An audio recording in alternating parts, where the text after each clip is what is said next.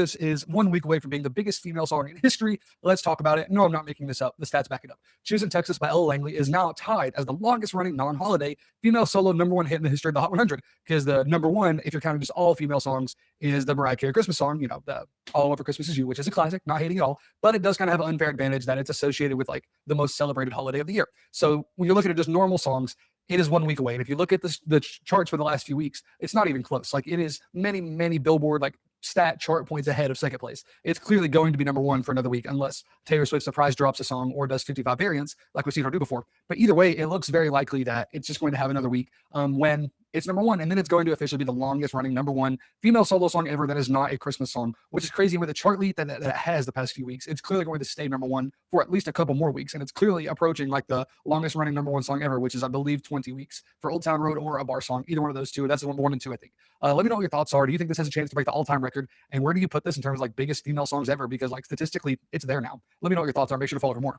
Okay, so we are back.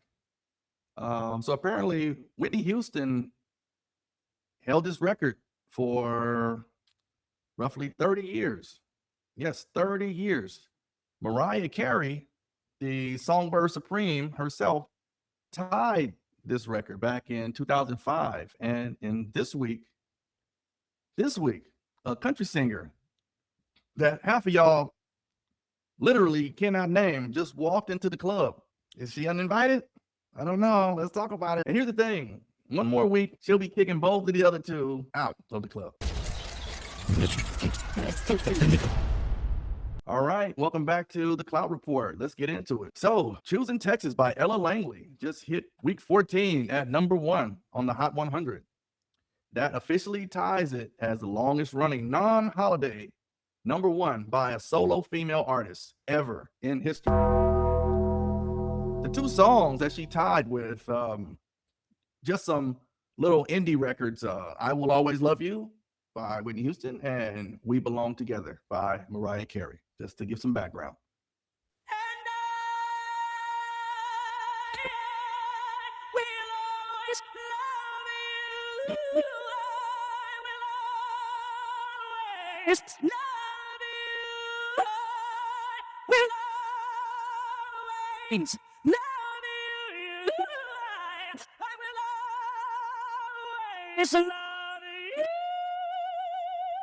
I mean, you heard that transition, right? You felt that? That whiplash you're feeling right now? That's the entire internet this week. And yes, I said non-holiday because we all know why that asterisk exists. Mariah still owns Christmas. That's her house. Nobody defrosting that record. We belong together, baby.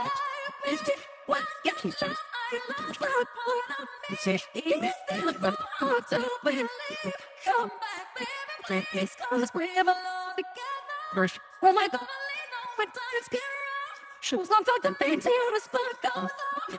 Don't take your place, there ain't nobody better. Oh, baby, baby, we belong together. All Ella Langley wants for Christmas is apparently week 15. Okay, here's where it gets messy because this post did 4.6 million views on X with like 6,000 likes. Bruh. Y'all know what that ratio means, right? I hope so. That's not a celebration. That's a crime scene. Let's go through the camps because everybody's mad in different directions. Camp 1, the Whitney and Mariah stands. And listen, they are, say it with me, obsessed with protecting these legacies. Their whole argument is basically Whitney and Mariah looking at this record like, we belong together. Just us two. And honestly, when Ella Langley's name started trending next to theirs, the Lambs collectively went full Mariah. I don't know her. Ice cold. No thoughts. I don't know her. Camp 2, the chart math people. And okay, they low-key have a point. So let me actually give it to you. Whitney did 14 weeks in 1992 off The Bodyguard when people had to physically drive to a store and buy the single. Mariah did 14 weeks when you at least had to choose to buy the song. Ella's 14 weeks, on the other hand, a lot of that is playlist running in the background while you're like folding clothes or something. So when this side of the internet says streams aren't sales. They're pulling a full Whitney in that Diane Sawyer interview. So it's like, show me the receipts. Because a 1992 receipt and a 2026 stream are just not the same piece of paper. Y'all just mad because this is a country girl. Country's been running the charts for like 3 years now. This is just the emancipation of the country girls. And every time one of them wins, the internet acts brand new. And when the other camps say her records shouldn't count, country Twitter answers with the greatest Whitneyisms of all time. Hell to the no. It counted for Whitney. It counted for Mariah. It counts for her. So, where do I land? Because you know, I don't come here to sit on the fence.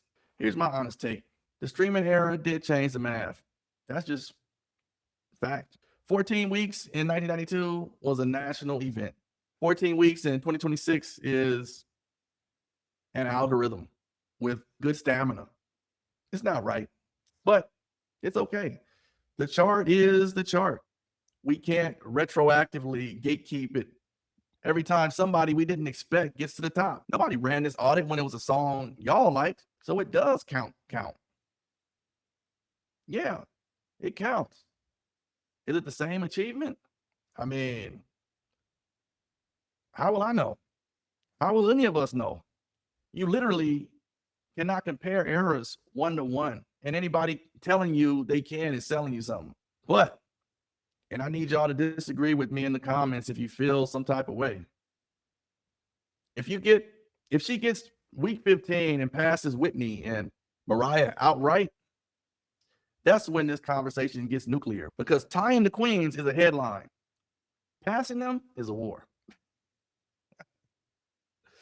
All right, so 2 questions, comment section, let's go.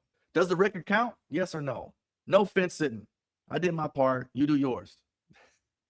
Second question, and this was gonna end friendships. I will always love you. We belong together. Or Choosin Texas. Which one is actually the best song? Not the biggest, the best. Go. I'm pinning this exact question at the top of the comments. So if you're scrolling, pull up. So here's the deal. Next week, one of 2 things will happen.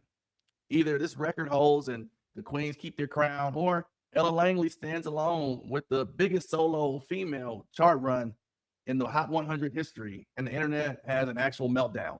Either way, I'm covering it. The coronation or the funeral. So subscribe right now and you're in the building when it happens, because trust me, you're going to want to dance with somebody when this thing breaks. And it might as well be us.